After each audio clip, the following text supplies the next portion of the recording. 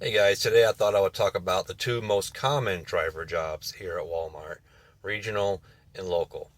I'll get into some of the details and requirements for each job. What do we do? Where do we go? What's our coverage area and that kind of thing. But first, hey, if you're new here, thanks for stopping in. I'm glad to have you. If you are a returning viewer, thanks for checking out another one of my videos. If any of you are thinking about applying, I encourage you to watch all of my videos. There's lots of info there, lots of information for you to learn about just different aspects of being a Walmart driver. And if you do apply, please be sure to include my driver name and my driver number on your application as a driver referral. That'll help expedite and prioritize your application over those without a driver referral. And it'll give me a bonus as well, just to be clear about that. So be sure to do that. All right, let's get into it. All right, first I'll talk about the local jobs. We also call them home daily jobs. They are as they sound. You're local. You don't go very far from the DC. In fact, you're in a day cab most of the time because there's no reason for you to have a sleeper cab because you're coming back every day and you're going home at night. So you don't go very far. I would say a typical day, you may go a couple hundred miles out, 250, maybe a multi-route or multi-stop route, and then back. They always make sure you have plenty of time to get back on those routes because being in a day cab, if you get out there and you get delayed for whatever reason, now you don't have a sleeper if something happens. So they usually make sure to get you back. And just in case, if you do have something slow you down or break down, major delay, you can always go to a hotel and Walmart will pay for that on the local routes. So it's pretty much all there is to say about the local routes. It's nice and simple. We have very few of those here at my DC for whatever reason. The vast majority of our routes are regional OTR. So let's talk about that. All right, so the regional OTR job obviously is like it sounds too. I'll try to explain it without getting too far off into the weeds. I'll just use my own typical weeks as examples. Some weeks I may start and end every trip here at my home DC. That's how I would prefer it. That's how they would prefer it. It keeps it simple that way.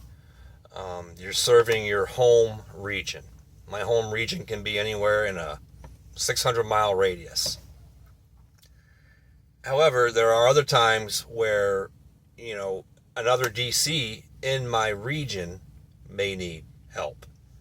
They have an excess amount of freight, they're low on drivers, whatever the reason is. So it's not uncommon to start your week here at your DC, take a trip out wherever, empty your trailer out, and then get sent to another DC like Lewiston, Maine, Raymond, New Hampshire, Pottsville, Pennsylvania, wherever.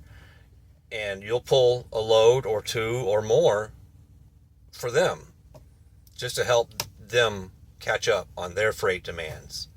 So on any given week, you don't know if you're going to be out of your own DC or out of a whole different DC.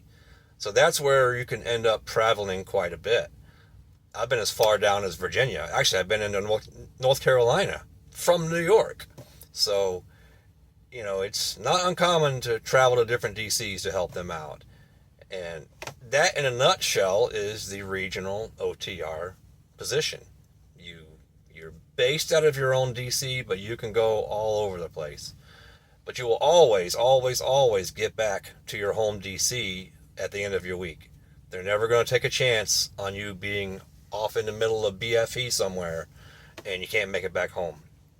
So, don't ever worry about that. Usually, if you're going to go out to a different DC, it's going to be in the beginning or middle of your week. It's not very common to be, bounced around at the end of your week because they want to make sure you get home. They'll always get you home no matter what. I've never once in 5 years not made it home on my go home day. So there's that. Now some of you are probably already typing away asking the question, well, can you take your truck home if you get sent out to a different area? The answer is no. They'll get you back home.